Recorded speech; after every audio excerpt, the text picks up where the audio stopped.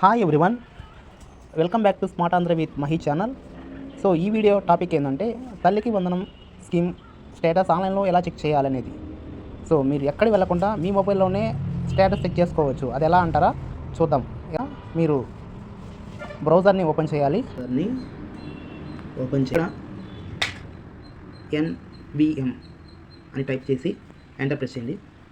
ఇక్కడ scheme eligibility check beneficiary management ఉంది కదా, ఫస్ట్ది. సో దానిపైన ట్యాప్ చేయండి.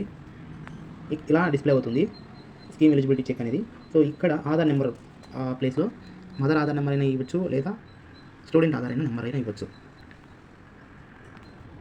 ఇక్కడ స్కీమ్ టైప్ కింద తల్లికి వందనం అనేది సెలెక్ట్ చేసుకోండి.